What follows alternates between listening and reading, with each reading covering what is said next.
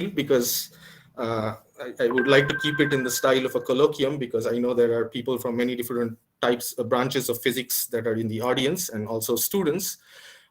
So first, maybe I'll like to start with some definitions of what is soft condensed matter physics. So when we say soft, we literally mean soft, so squishy or floppy structures. So you can think of them as being as the study of materials which are easily deformable or excitable. And typically these excitations are of the energy scale of thermal energy, so measured by kBt, where kB is the Boltzmann's constant. And if you compare it with, contrast it with hard condensed matter, where we typically speak of the electrons and electronic properties, such as in a semiconductor, the band gap of a semiconductor is of the order of electron volts, which is like 40, like it's of the order of tens of kBt. So you can see that the energy scales in soft matter are lower than in hard matter. So things can get easily excited at this. So soft materials are things that can be excited by thermal fluctuations. And typically these are the constituent structures or particles are larger scale. So think of something like a protein molecule or a lipid molecule. These are tens of nanometers. And you can contrast this again with hard condensed matter, where a crystal lattice, the spacing is of the order of angstroms, right? So we are talking about something larger, floppier, that is easier to excite. And another important criterion is that because thermal fluctuations are so important, entropy plays a big role. So there are interactions which can try to order these constituent particles into ordered components into ordered phases, but entropy is always competing against that. So that's why you can get a multitude of phases and self-assembled structures. So if you know a little bit about liquid crystals, for example, you know that they are somewhere in between a liquid and a solid or a solid crystal, and they have different degrees of ordering or spontaneously broken symmetry. So they can have different kinds of phases. And this is a kind of running theme in soft matter physics. And one important criterion is that thermal fluctuations are much stronger than quantum fluctuations. So we typically work in the classical realm. And so as one of my mentors likes to say, soft matter physics is h bar equals to 0 physics. So, but this is still very much a part of condensed matter physics, because we are still talking about collections of many different particles. So we are doing statistical physics, but in the classical realm. And many of the themes and ideas are common to both types of condensed matter. In terms of numbers, since we are talking about soft, the physical quantity that measures how hard or how soft some material is the elastic modulus, which, as some of you might know, has the dimensions of pressure, which is force over unit area, or energy per unit volume. So if I do sort of like a back of envelope estimate, the elastic modulus of a soft matter system is given by the thermal energy scale divided by the volume, which is like a length scale cubed. And as I said, the length scale is like, yes, the length scale is like tens of nanometers. So if I plug that in here, and kBt is 4 piconewtons times nanometer, which is actually a very, this number is actually very important in biophysics, because that's typically the energy scale for molecular motors and things like that. So everything is in thermal energy scale.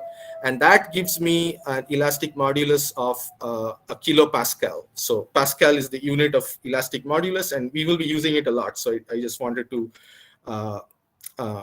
clarify or to mention right at the beginning, right off the bat, that we are going to talk about elastic moduli a lot in this talk. And here are some typical examples of what soft condensed matter physicists study. They can think of, traditionally we study things like polymers and liquid crystals, and more recently biological materials like bacteria.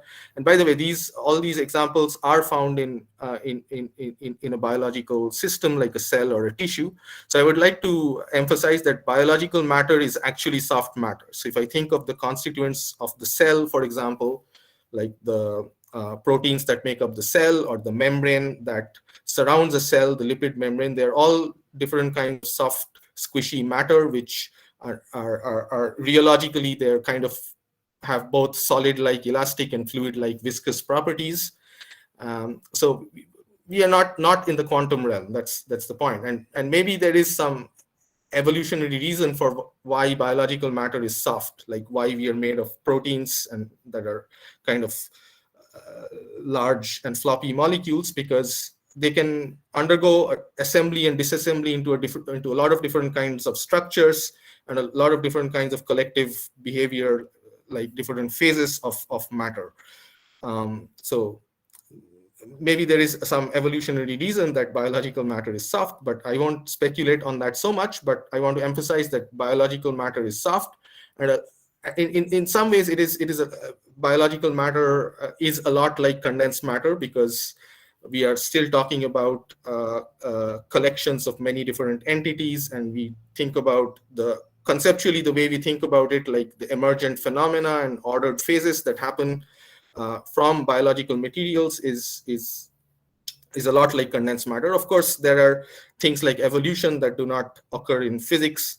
All structures in biology are kind of adapted and evolved to fulfill certain functions, which gives living matter, which makes living matter fundamentally different from dead matter. Okay, so with that introduction, let me show you a few examples of why physics, or in this case, mechanics in particular, is important in biology. So all these examples show you that cells generate mechanical forces actively to do a variety of functions. So here on the top is the Ferrari of cells, like a very highly motile cell known as a keratocyte. And you can see that it is kind of crawling along a substrate. It is generating its own forces to do that. And then here's a second example where you can see an embryo in the early stages of development, and each cell is undergoing cell division. And if you think about it, cell division requires mechanical forces, because a cell has to sort of tear itself apart into two cells, like tear itself apart, like this movie is trying to show you. And then the third movie is a beating heart muscle cell, and you can see all these muscle fibers, these striated muscle fibers. As you can see, the cell is at rest at most of its for most of the cycle, but then after some time it's going to contract as a whole. So if you're a patient, you will see one or two contractions like once per second. So all these examples are to convince you that cells are actually using mechanics, and they're generating these mechanical forces through their molecular force generating machinery, which I will talk about in one or two slides. All right, so to further drive home this point, let me talk about a few experimental results that show how cells care about mechanics, how they generate their own forces, but then they use those forces to pull on their surrounding medium, and through that, they can sense the stiffness of the surrounding medium and the presence of other cells. So this field, which is called mechanobiology or cell mechanics, was kick-started around 20 years ago, when this lab of Dennis Disher showed that if you, I'll try to take you a little slowly through this because this is a very dense slide. So if you can see my laser pointer, in this experiment, they put stem cells on top of substrates, of synthetic substrates of different stiffnesses. So this is and what they noticed is, or what they found to their amazement, is that the stem cell differentiated into a nerve cell when it was on a soft substrate, and into a bone cell when it was on a very stiff substrate, and into a muscle cell when it was on a substrate of intermediate stiffness. So this was a very dramatic biological change that came by varying simply the mechanical properties of the substrate. And this was very important because biology has mostly been studied in terms of genetics and molecular biology and in terms of chemical signals and so on and so forth. But this shows that mechanics is also important in biology. Of course, the way cells sense the mechanics is again through molecules, or the way that cells generate forces is through the molecules. Sorry, was there a question? Okay, so this was after this discovery, there were many experimental groups who tried these are cells that are taken out of the body and put in some culture medium, and they're typically placed on top of a solid elastic substrate. And people varied the mechanical properties of this substrate to see how different properties with respect to the structure and the function of cells would change. So here is another example which can be studied more easily in physics terms. So here we see internal fibers known as stress fibers inside a cell, and what these authors did is they imaged the cell and measured how aligned these different fibers were. So this is quantified in terms of a nematic order parameter. And they found that there is an intermediate substrate stiffness of about 10 kilopascal at which these fibers order best. So very stiff or very soft, the fibers do not order very well. But when the stiffness is optimal, then the fibers align parallel to each other. There are many other examples of how cells care about mechanics. So there is another type of experiment where the cells are put on some substrate and the substrate is stretched from the outside. So imagine doing a very engineering kind of experiment where you're pulling on this substrate, and people found that the cells can align themselves parallel or perpendicular to the stretch depending on whether the stretch is static or cyclic. And this was work done by your professor, Rumi Dey, who in her older work developed a model for why this might be so, why cells align along the stretch direction. Now, what I'll be talking about a lot today, the main project that I will talk about, has to do with organization of multiple cells into tissue. So what we see on the left, these are all single cell examples. But now imagine having a collection of cells which sort of start out isolated, but then over time they can cluster with each other and then form some kind of network, and then that network rolls up into a tube. And this is the process that happens during vasculogenesis. So this is how endothelial cells, which are a certain type of cell that are found in the lining of our blood vessels. So when an embryo is developing, or when a tumor is developing inside our body, there are new blood vessels that are created. They follow some sort of developmental sequence like this. And in vivo, like inside the body, these systems are very hard to study. So physical scientists and engineers, what they do is they take out these cells and culture them on in vitro synthetic substrates, like shown in these experimental images. And I'll try to use my laser pointer again. So we are now looking at these images, which are endothelial cells which are cultured on substrates of various stiffness. So this number on the top right, the units are not mentioned, but this number is the stiffness. So this is 200 Pascal, this is 1000 Pascal, 2500 Pascal, and so on. And so what these authors, Califano et al., found is that when on softer substrates, these cells can find each other and connect and form this network of cells. And this network of cells will ultimately develop into blood vessels. This is like one of the early steps in the formation of blood vessels. Whereas if the stiffness was too high, the cells kind of remain randomly scattered and they did not make these contacts and form these networks. So so this is a puzzle, like nobody understands how these cells find each other. So I'm going to suggest a model, a hypothetical physical mechanism for how these cells can find each other and form networks. That's the project that I'm going to mainly talk about.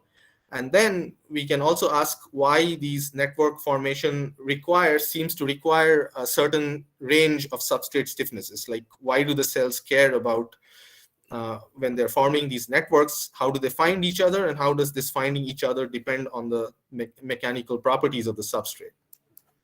What I should mention is that when these experiments are done, they try to ensure identical chemical conditions. So these substrates are made of the same type of hydrogel. So these are polymers that are cross-linked into a network.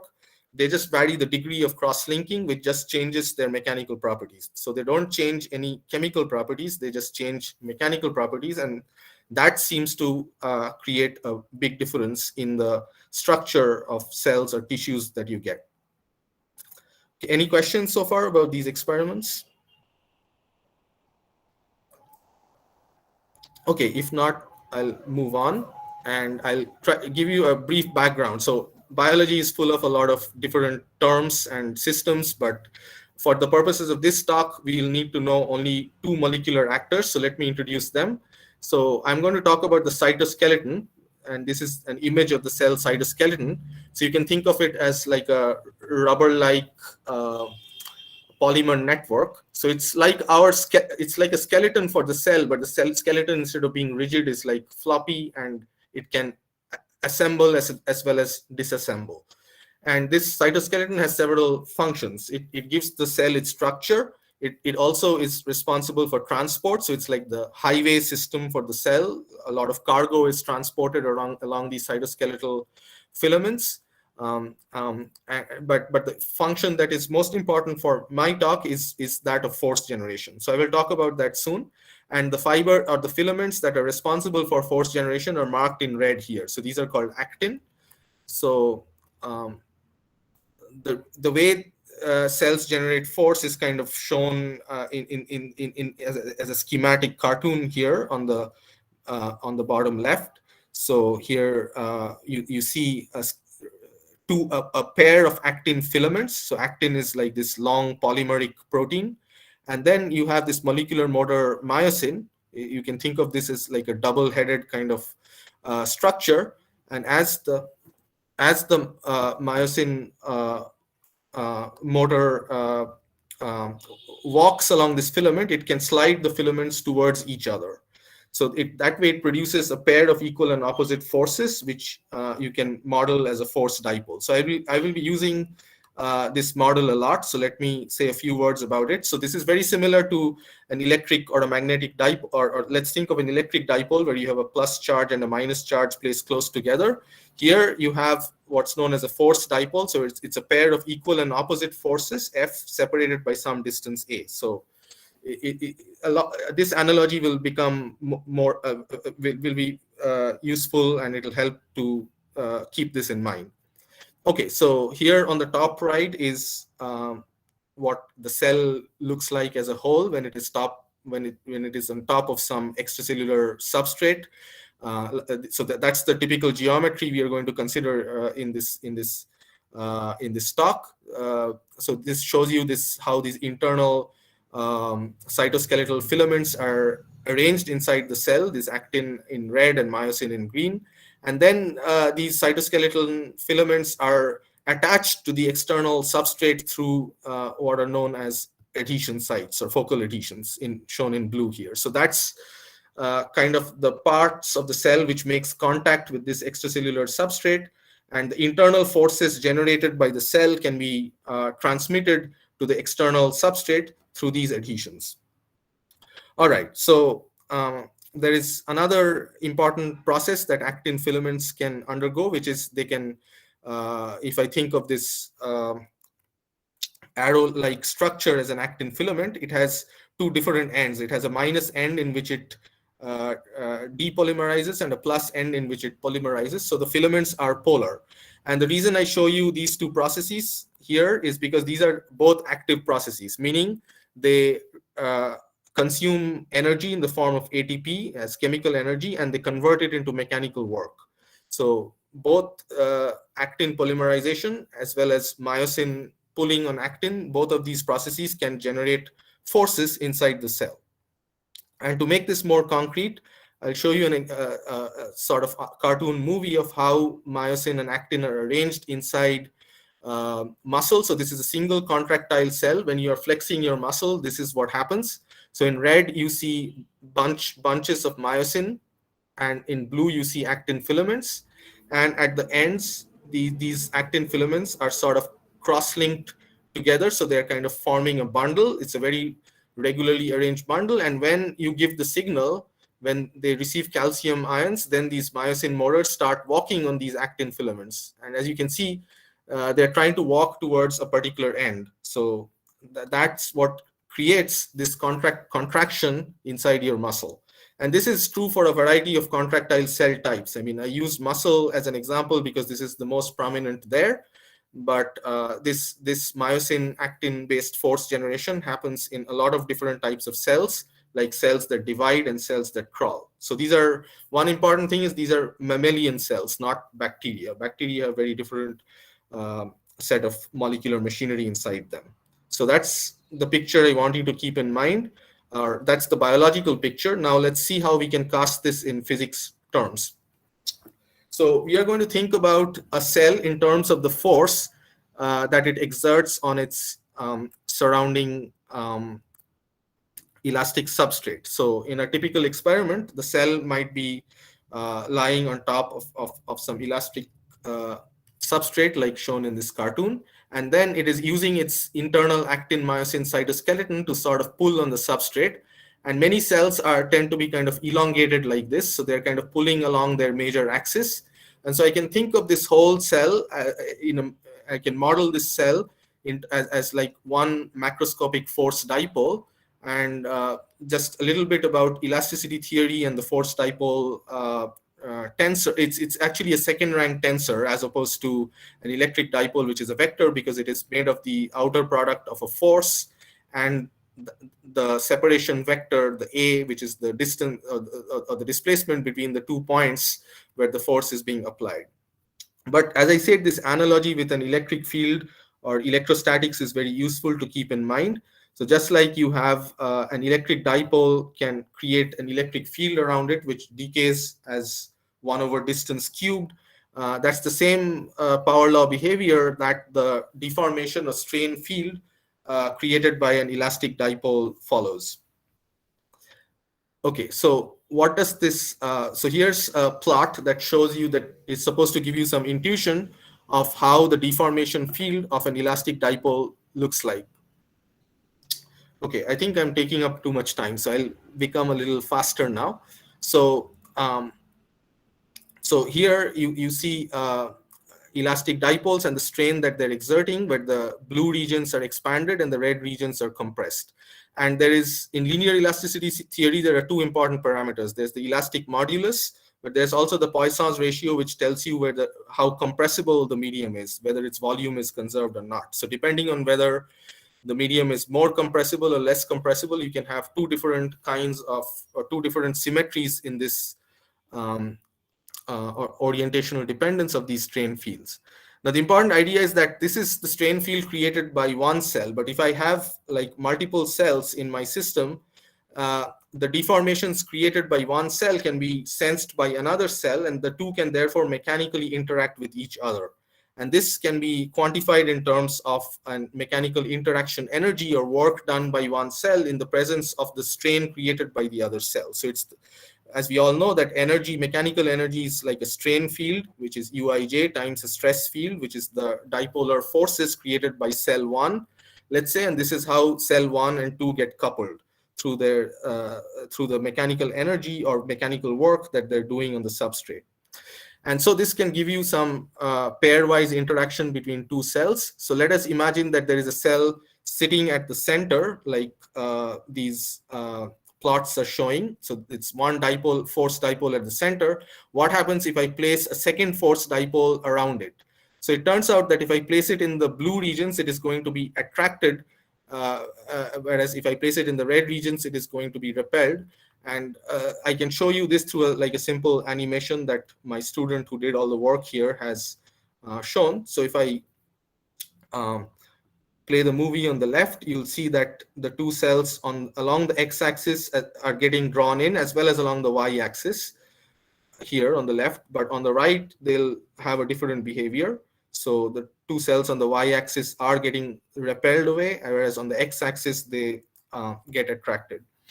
And this is basically very analogous to how 2 electric or magnetic dipoles would interact. So it's shown here in this sort of schematic mathematical formula. So the interaction between 2 dipoles will depend not only on the distance that is separating them, r cubed, but it'll also depend on their angles. So theta 1 and theta 2 are the angles of the 2 dipoles, and theta is the angle of their separation vector. So it depends on which direction these dipoles are pointing, as well as how they're placed with respect to each other. And then, as you can see, this depends on the dipole moment, which is P. This is really a measure of how much force the cell is exerting.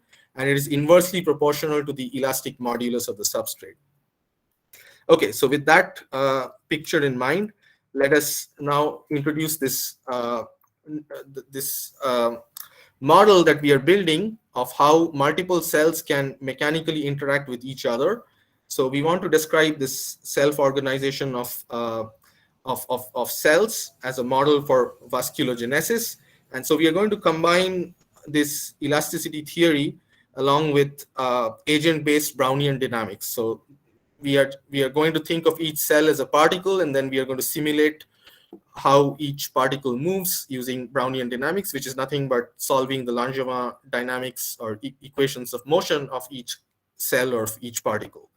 So we are going to show you that these force dipoles, which are models for cells, actually assemble into some ordered structures, and then we are going to use some network metrics to quantify these structures and make some predictions which can be compared with experiments. So that's the plan for the next remaining 20 minutes or so.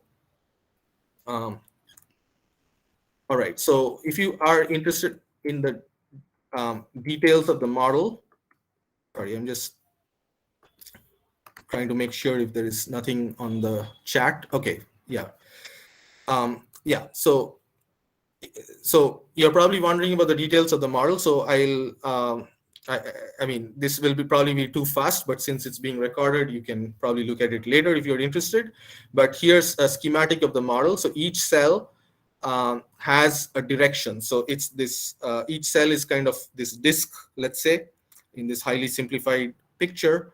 And sorry, and this red arrow tells us which way the cell is pointing or moving, and the green arrows tell us the direction of this contractile force dipole. So basically, it's this is not the real cell shape. The cell is something elongated and irregular, but we have replaced it by a disk because we are not interested in the details of the cell shape here. We are more interested in the larger scale emergent structures that they can form because of the interactions between them. So what are the interactions? So two cells cannot come close to each other because there will be some static repulsions modeled here as a spring, as a repulsive spring. So they can't lie on top of each other, but they also have elastic forces and torques from their neighbors. And this is happening not through direct contact. It's happening because a cell here is deforming the soft matrix around it, and these deformations are affecting a cell far away, and it's like this 1 over r cube dipole-dipole interaction. So in colloquial terms, it's almost like gravity, right? It's like action at a distance, but there is some real material medium, which is the elastic substrate, that is mediating this interaction. And then this is the Langevin dynamics, which is a very useful tool in soft matter physics. And here we are showing you the equation of motion of the translational equation of motion. So this is overdamped, so there is no inertial term, which happens when things are in a highly viscous medium, as is the case in soft matter and biology. And these are the three forces that we consider. So each cell, the alpha cell, has a force acting on it from all the other cells because of the elastic interaction. Then it has the static interaction with cells that are very close to it. And then there is a stochastic term here because cells all move randomly, right? It's like how a particle will undergo Brownian motion because of the thermal fluctuations.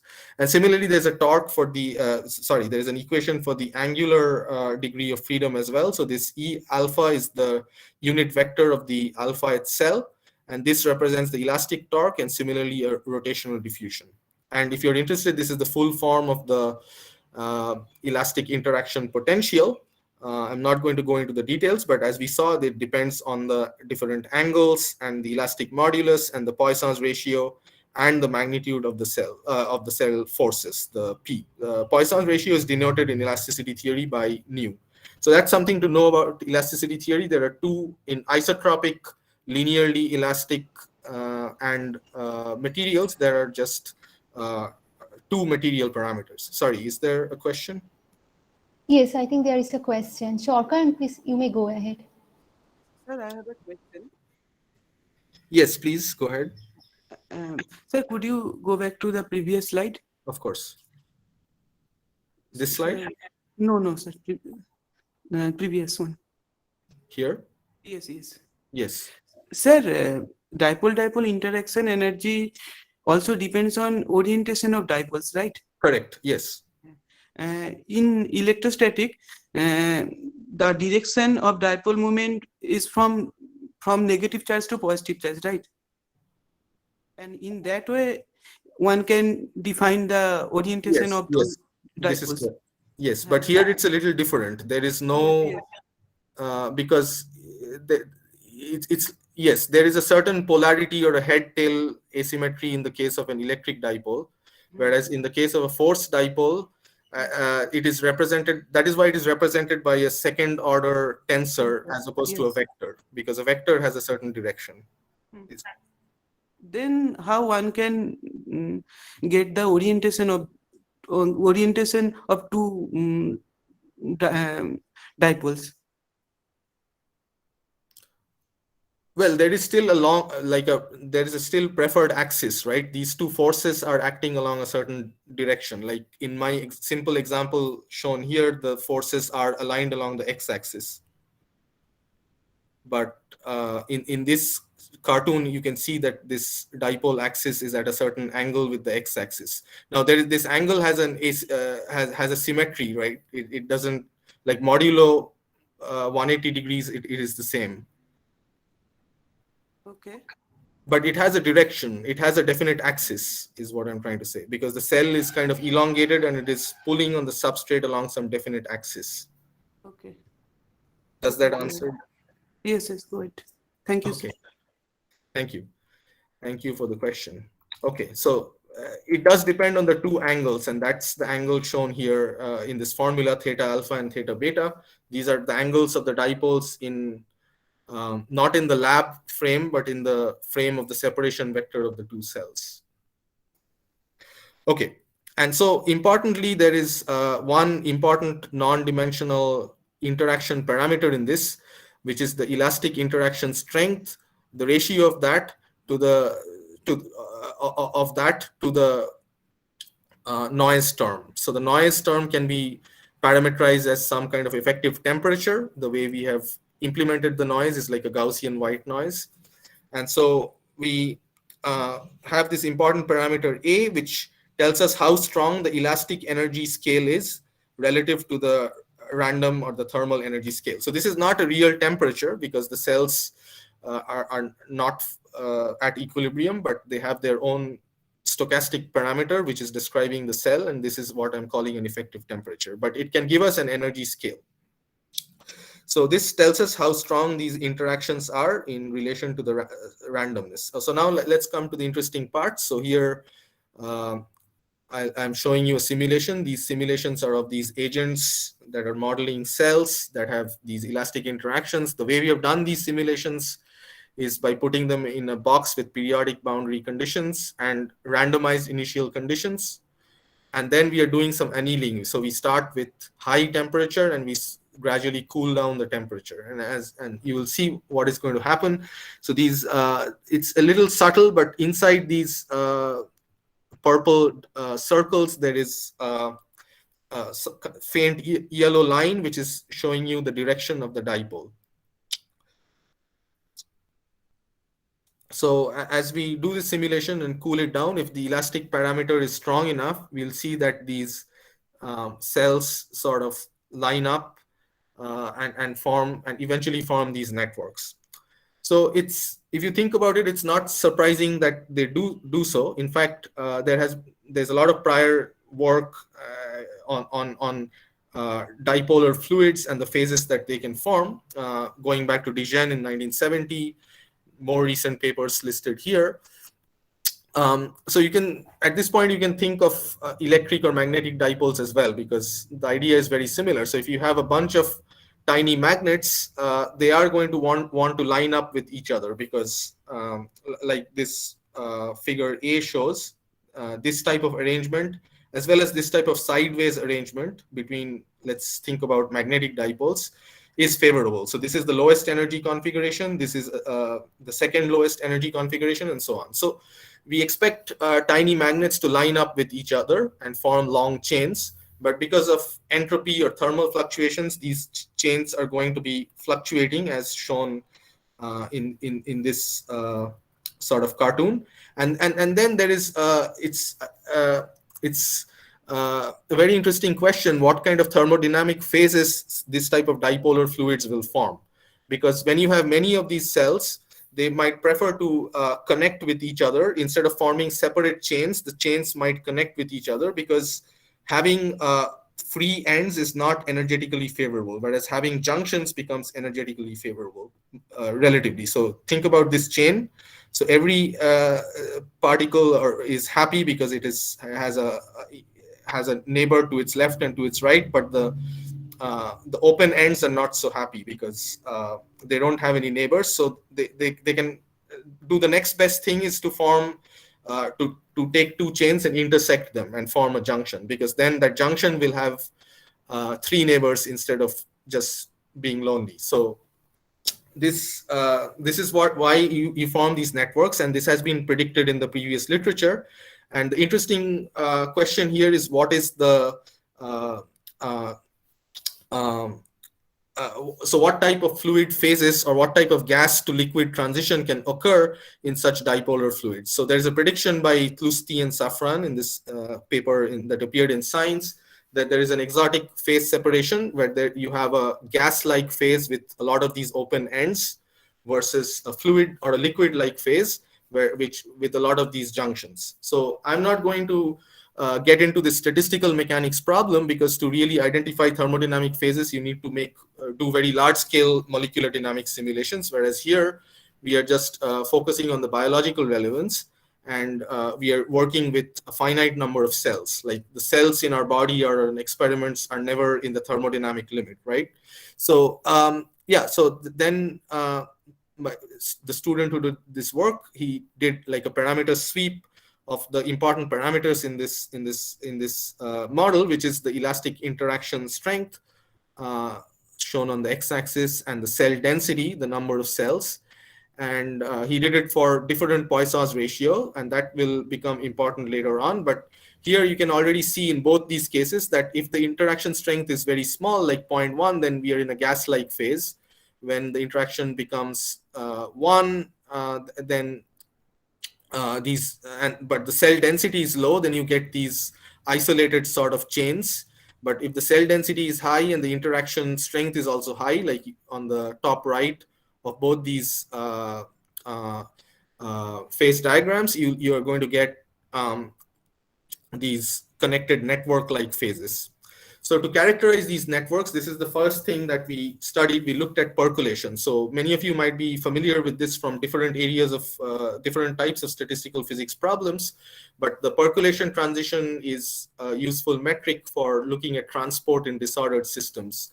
Like it could be things like electrical conductivity and so on.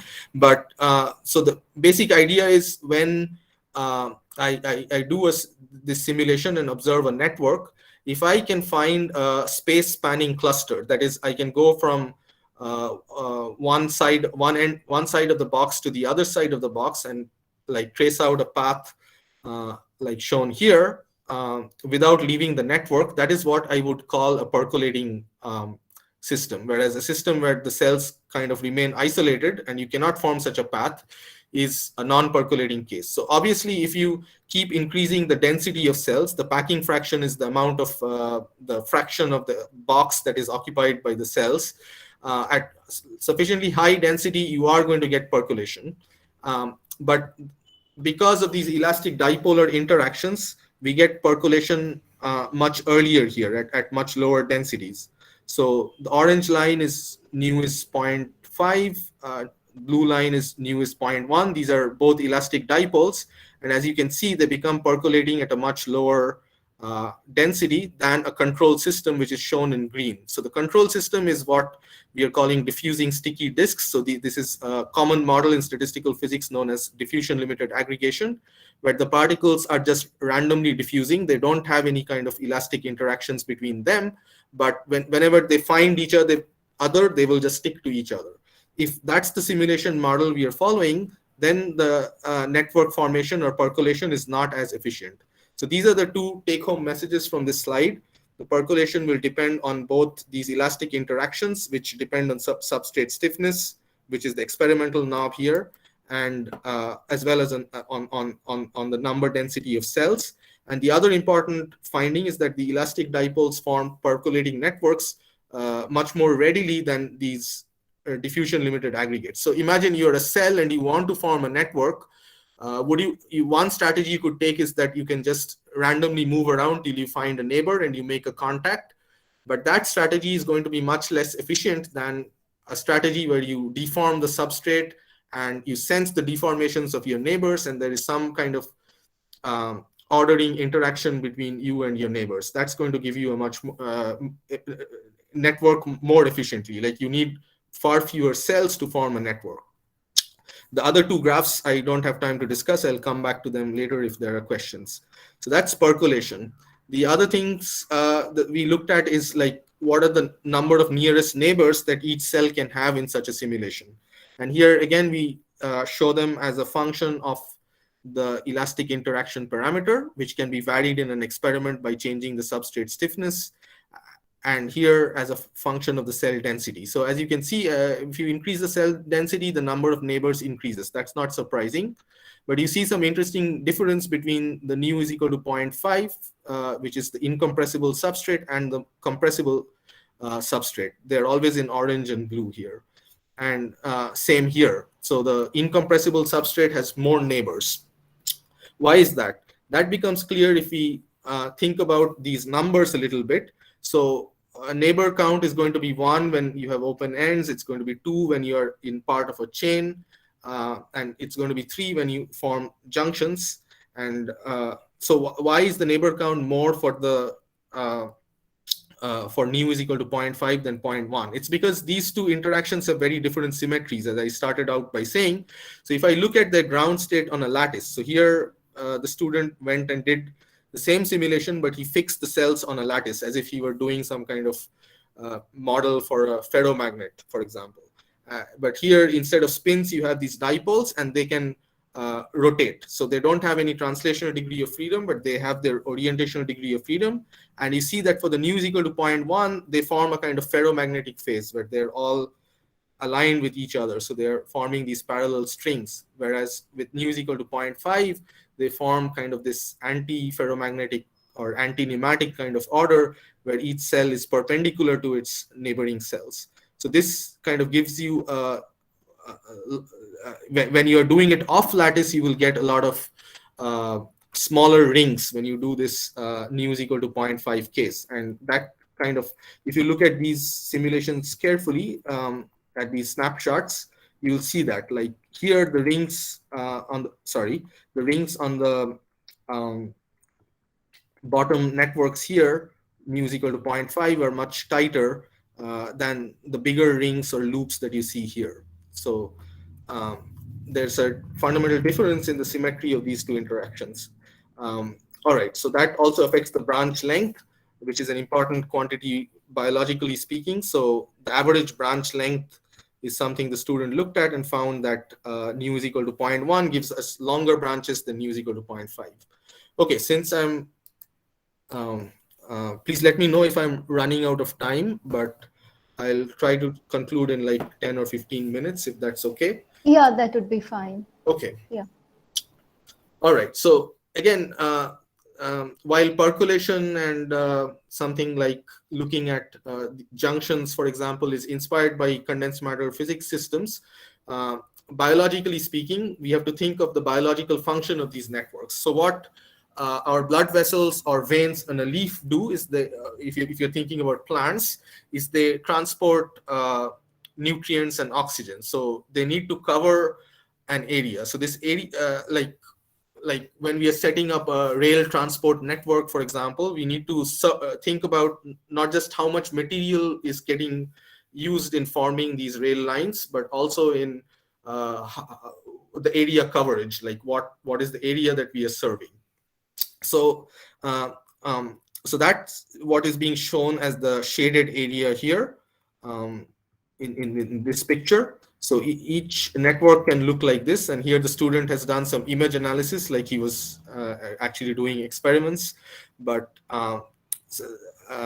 we can talk about the techniques later on. But think of this gray shaded area as a kind of region that is served by this by these blood vessels or by these cell networks.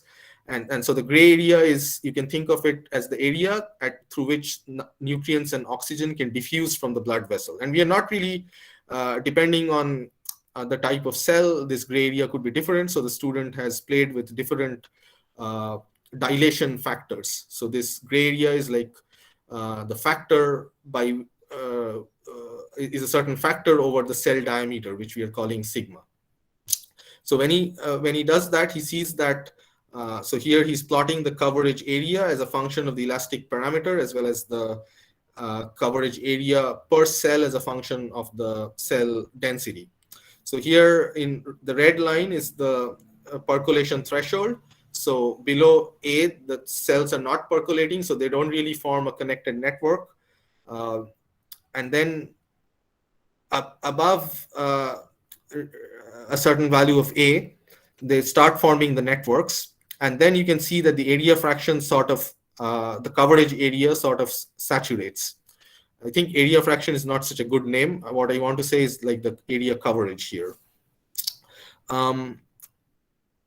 Yeah, so this is kind of an ongoing study, but what we have shown here is that the area coverage, it saturates at this percolation transition. So there's no point in the cell interaction strength being higher than this, or the cell density being higher than the percolation point, because you don't gain much in the network coverage area by having more strongly interacting cells than this.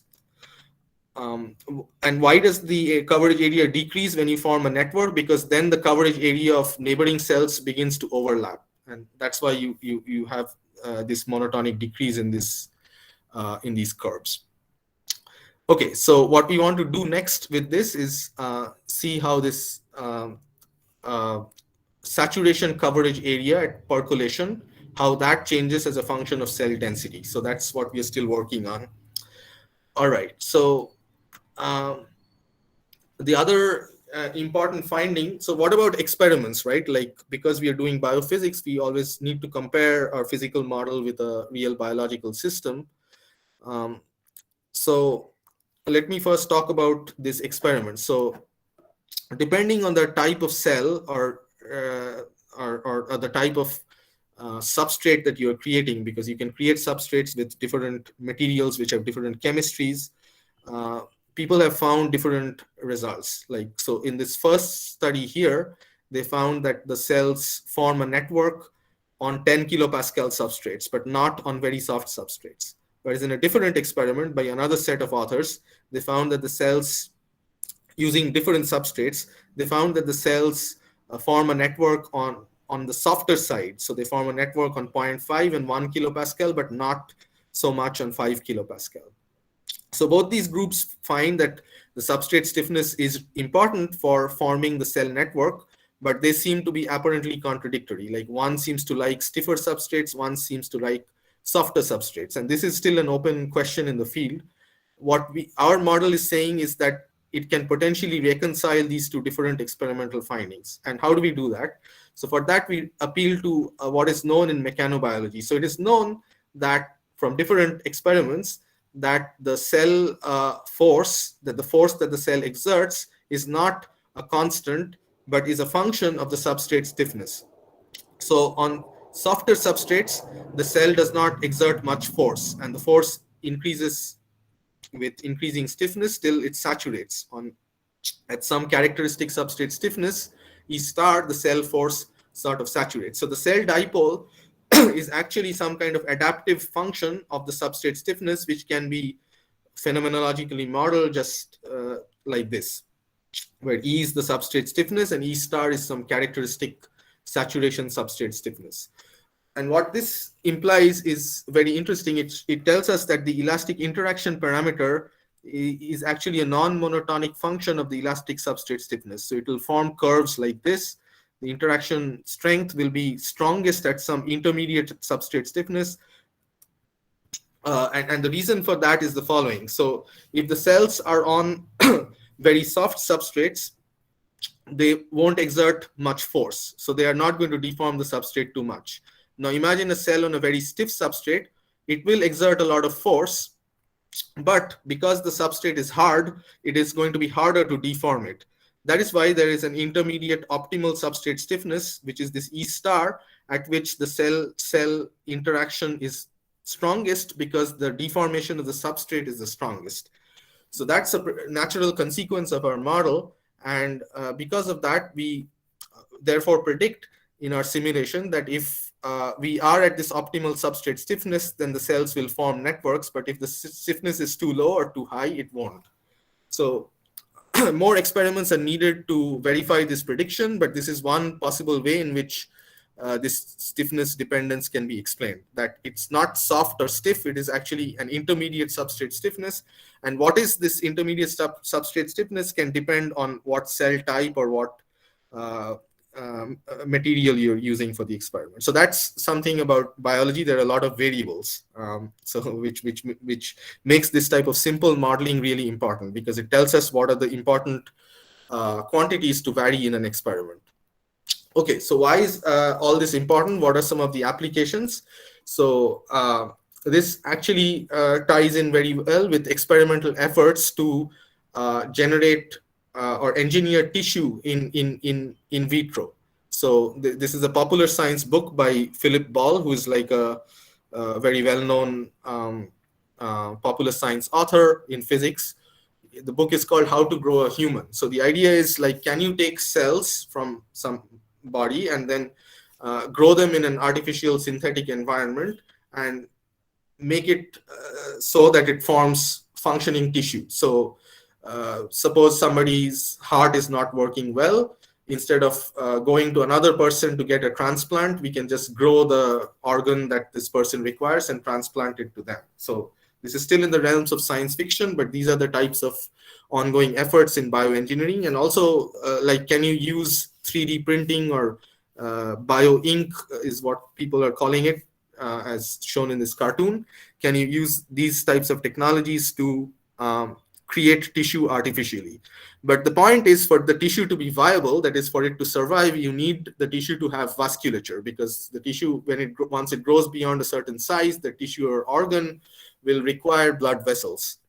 And can we form these blood vessels in vitro? And to do that, we need to understand the physical processes behind vasculogenesis, which is what our theoretical modeling is contributing to that. And we can also make predictions for experiments, and we can check our own model against those experiments, and that is how we can make progress in this field. But in the last 5 minutes, I will just give you a quick overview of the other way around. Like, how does biology stimulate physics? Like, as physicists, we are not only just helping biologists to achieve a certain understanding of their system, but we are also using biology or biological living materials to create new physics. And an example of this is well known in condensed matter is active matter physics, and you probably have heard talks on these from many accomplished speakers. So typical examples of active matter are flocks of birds, or here cytoskeletal filaments and motors, which kind of form this self-stirring fluid.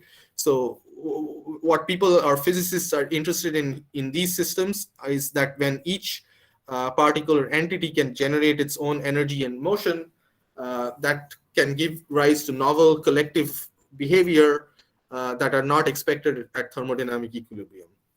And the system that I've been talking to you about today might remind you of some of these active matter simulations that people do a lot. So one of the very interesting one of the important findings that have been thrown up by this active matter researchers of late is this phenomenon called motility-induced phase separation, where you can think of some light-activated colloids, so particles that are moving themselves, that are self-propelled, but without even any attractive interactions between these particles, they tend to phase separate into liquid-like and gas-like phases. So that's known as motility-induced phase separation. But once these particles have some shape, so let's say the particles are elongated, that immediately changes the type of phases that you can get from this. So you can get motility-induced phase separation for spherical particles, but imagine now elongating the particles. As you change the aspect ratio of the particles, you can get different other phases, like orientationally ordered phases like polar and nematic phases. And there's a lot of active research on this field, which I'm also involved in. I won't have time to talk about it today. But if we are thinking about experiments, we can do these cool experiments where there are colloids which can have long-range interactions between them. This could be because these colloids, these micron-sized particles, have electric or magnetic dipoles on them, but it could also be because they are in some sort of medium which they're deforming. Like in this case, it is deforming a liquid crystal medium, and here also these particles act like dipoles. So general physics question we can ask is, how do self-propelled particles behave when there are long-range interactions, attractive interactions between them? And so my student has taken some steps in this direction. So what I'm going to do in this model that I already showed you is I'm just going to introduce a self-propulsion, I'm going to introduce this self-propulsion. So every particle is endowed with a certain velocity, which it is generating by itself. And in addition, it has these random stochastic term as well as the elastic interactions. And now let us see what happens. So this movie on the left is when the particles are not interacting very strongly with each other.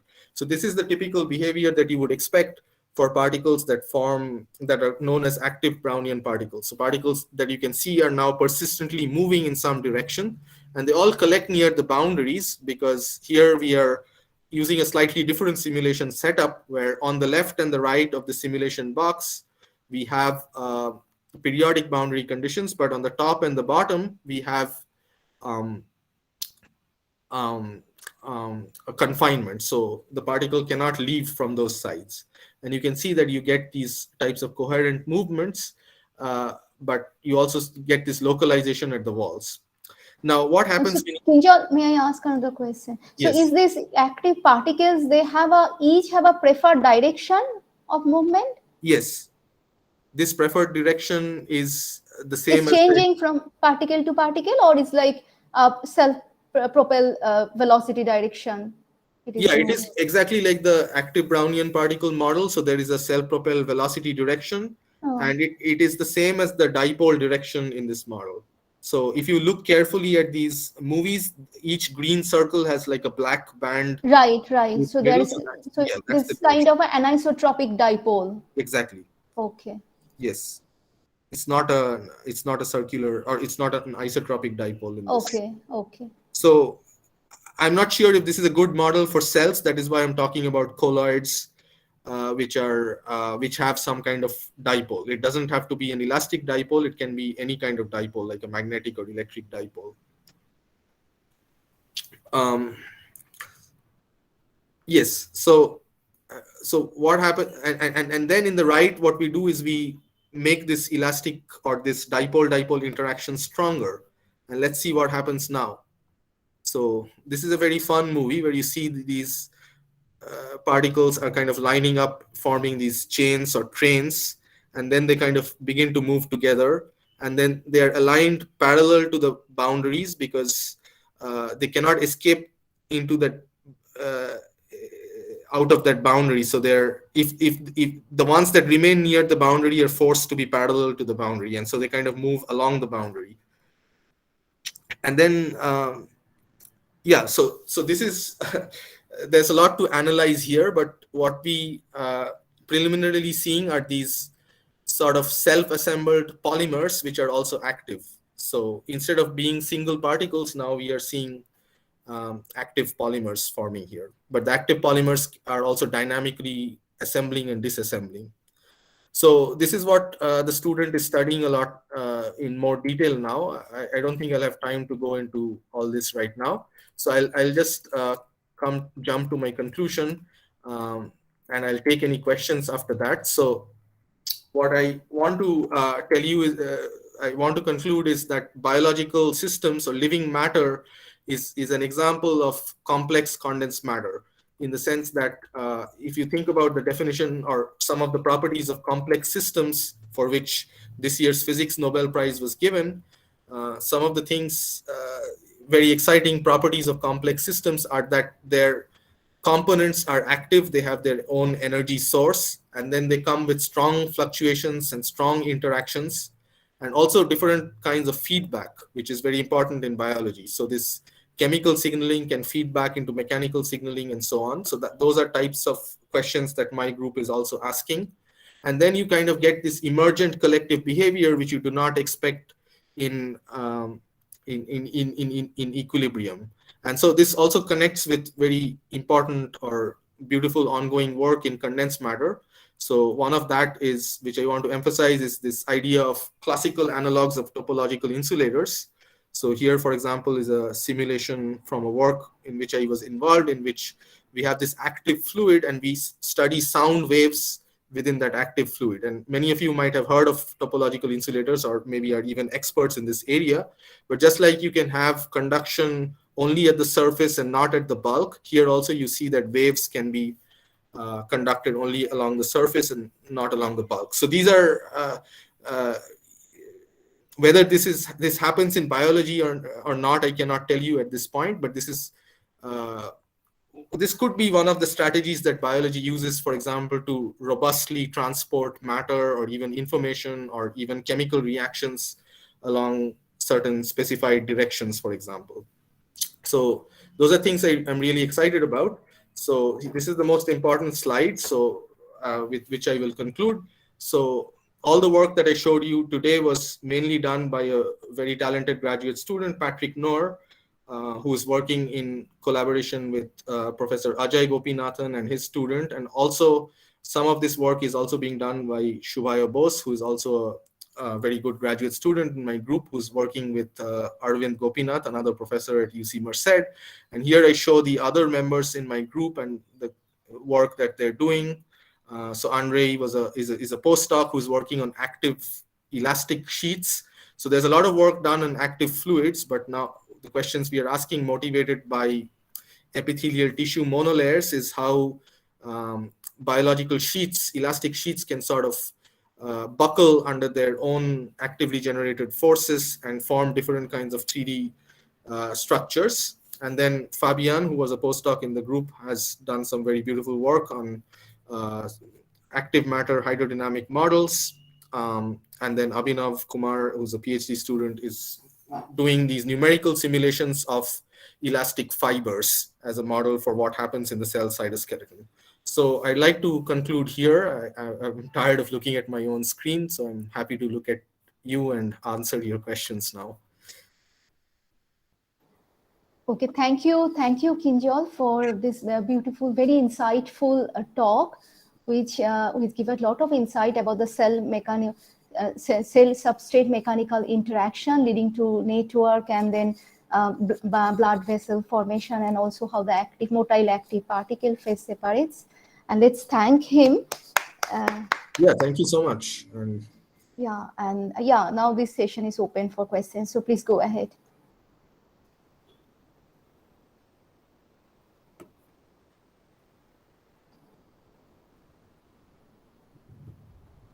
So do you have, so if you have any questions, so you can just raise your voice and go ahead.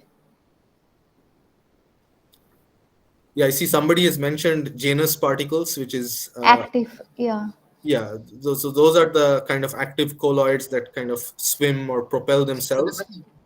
Okay, somebody is asking question. Hello. Yes, hello. In the dipolar interaction, so what is the difference in active Brownian motion? So you have showed this in periodic boundary, this phase separation. So what is different in dipolar interaction? So how they are forming these lines? So I could not get that. Oh, okay. So let me come back to that slide. So what people know with active particles like Janus particles that self-propel is that they form these liquid gas kind of phase separation. This is a simulation done with millions of particles. Our simulations are not Yeah. so large scale yet. The main difference is that we now have these dipolar interactions in this model.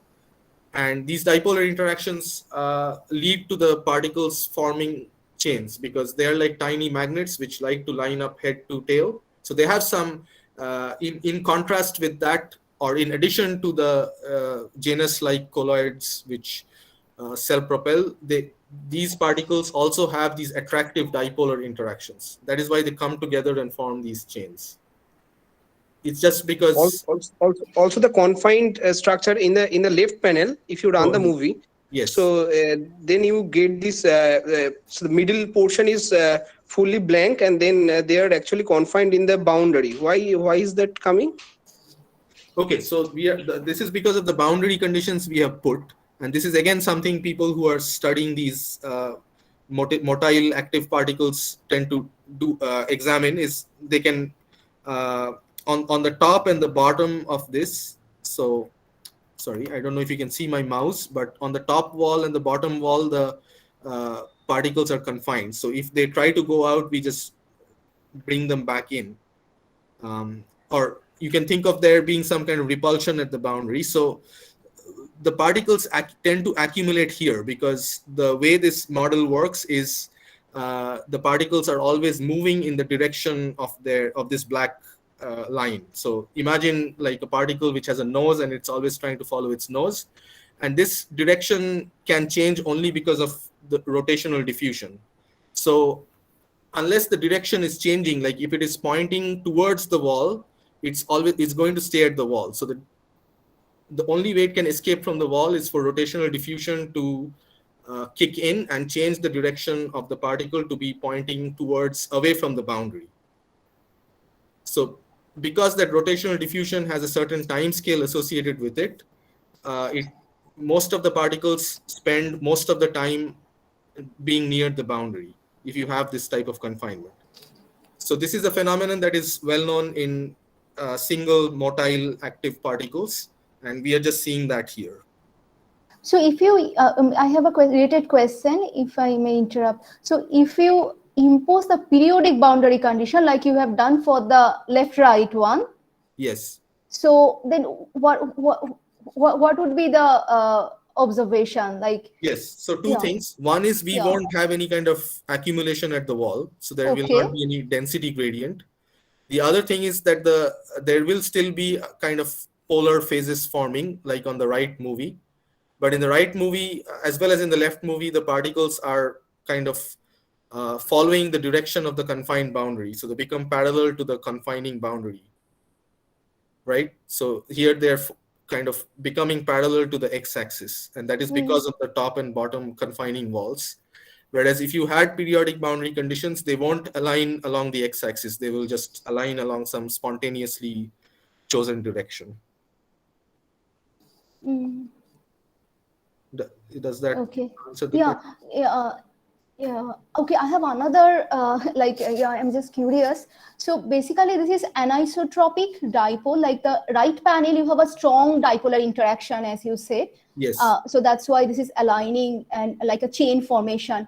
However, I mean, what is the difference between this active disk you could have considered as a cell? Does not matter with the active particle. Only thing here you have imposed, you have a self-propel velocity in addition to the cellular interaction where you have shown that's a network formation. So in this case, do you find in any parameter regime, like you had also other tuning parameter like Poiseuille's ratio and all, here might be missing all those things, but still do you find a network formation here, or always like a chain, but aligning chain, like is a horizontal chain, like I could see along the x-axis? Yes, I haven't shown you the full parameter space because as you said, there is a lot of different parameters that can be varied. But yes, I mean, what I'm showing you here are the higher Peclet number cases, meaning Peclet number is just a measure of the cell propulsion. So this cell propulsion velocity is high in both these cases. Whereas if the cell propulsion velocity is low, you can again go back to those networks. I see. Okay, thank So you. there is some interesting transition between networks and mobile chains that we are trying to investigate more systematically now. So we can make a phase diagram in Peclet number versus elastic interaction. Okay, okay. So yeah, so please go ahead, Dipanjan. Sorry to interrupt you. We were asking, maybe you had some more question. Dipanjan?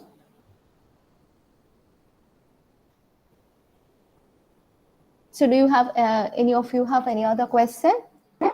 Hello. Yeah, please go ahead, Partho. Yeah, so for this case, you have two different types of boundary conditions. Like on the top and bottom, you have a confinement, while on the left and right, you have a periodic boundary condition. So I just want to know, why do you have two different types of boundary condition? Like, what is the Yeah, so motivation behind? yes, one answer is that it's the most exciting case that, and that's why I chose to show it. I mean, we have done all other combinations as well. We have done like a fully periodic boundary conditions, for example, as well. But this type of confinement is very commonly done in active matter simulations. For example, if you're studying bacteria, it has not been done so much for the crawling cells that I am more interested in. But people are very interested in confined systems because biological systems or experimental systems always have some kind of boundary condition. So we are exploring two different boundary conditions here for that reason. So you can think of an experimental motivation being something like a long channel.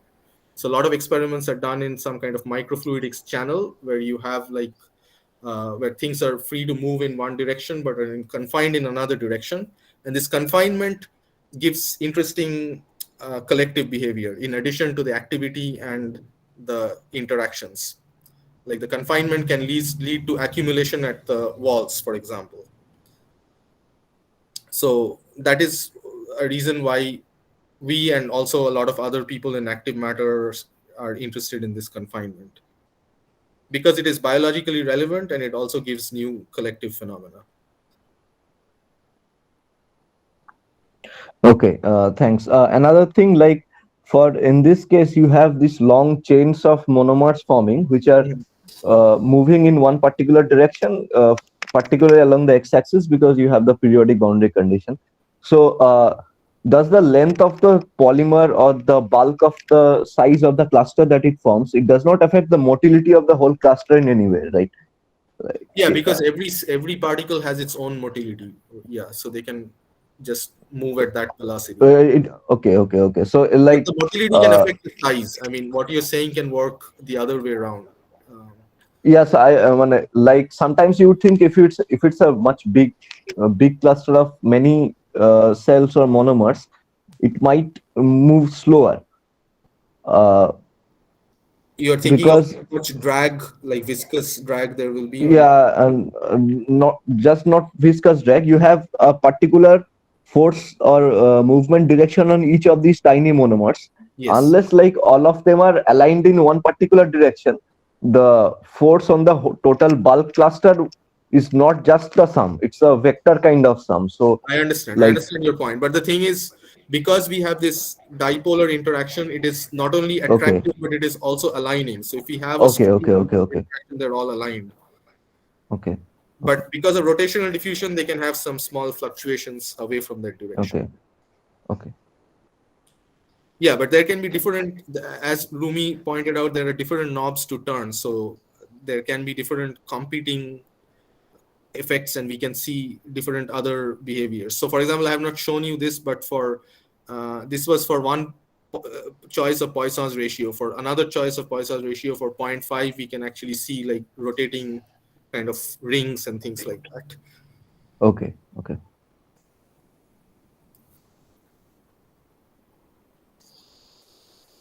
So, do you have any other question? So I think, yeah, it's 1.5 hours. Yeah. So if you do not have any other questions, so let's thank Kinjal once again for. Oh, sorry. So you have any question?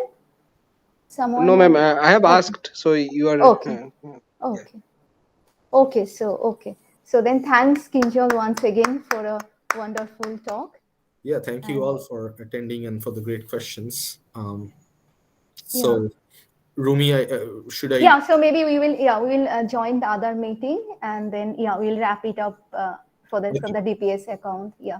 All right. Within another 5 minutes. So you want to take some break, perhaps, 5 like minutes. 1.5 hours? Yeah, we can good. join at 5 o'clock also if you wish. No, I think 5-10 minutes. 5 minutes is fine. I'll be here. Yeah. Okay. All right. then. Thank you, everyone. Okay. Bye. Yeah. Hope to see you in Bye-bye. person at some point. Yeah. We hope so. Yeah. Thank you. Bye-bye. Okay. Bye-bye.